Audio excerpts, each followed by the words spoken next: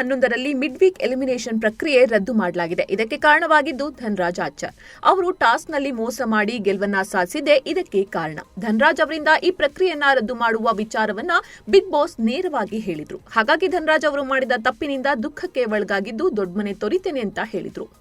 ಧನರಾಜ್ ಅವರು big boss ಮನೆಯಲ್ಲಿ ಉತ್ತಮವಾಗಿ ಆಡ್ತಾ ಬಂದಿದ್ದಾರೆ. 109 ದಿನ ಬಿಗ್ ಬಾಸ್ ಮನೆಯಲ್ಲೇ ಇದ್ದಾರೆ. ಪ್ರತಿ ಬಾರಿಯೂ ಟಾಸ್ಕ್ ಆಡಿ ಒಳ್ಳೆಯ ಆಟಗಾರ ಅಂತ ಗುರುತಿಸಿಕೊಂಡಿದ್ದಾರೆ. ಜೊತೆಗೆ ಅವರ ವ್ಯಕ್ತಿತ್ವವನ್ನು ಕೂಡ ಮನೆಯ ಮಂದಿ ಇಷ್ಟಪಟ್ಟಿದ್ದಾರೆ. ಆದರೆ ಕೊನೆ ಹಂತದಲ್ಲಿ ಅವರು ಎಡವಿದ್ದಾರೆ. ಮೋಸ ಮಾಡಿ ಟಾಸ್ಕ್ ಅನ್ನ ಗೆದ್ದಂತಹ ಆರೋಪವನ್ನ ಧನರಾಜ್ ಅವರು ಹೊತ್ಕೊಂಡಿದ್ದಾರೆ. ಈ ವಿಚಾರ ಈಗ ಸಾಕಷ್ಟು ಚರ್ಚೆಯಾಗಿದೆ.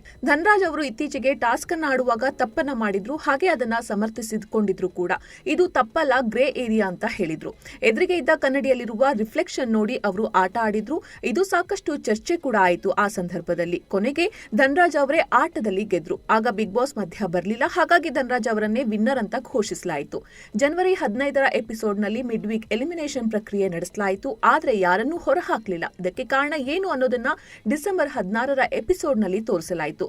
ಧನರಾಜ್ ಅವರು ಮೋಸ ಮಾಡಿದ್ರಿಂದಲೇ ಮಿಡ್ ವೀಕ್ ಎಲಿಮಿನೇಷನ್ ನಡೆಸಿಲ್ಲ ಅಂತ ಬಿಗ್ ಬಾಸ್ ಹೇಳಿದ್ದಾರೆ.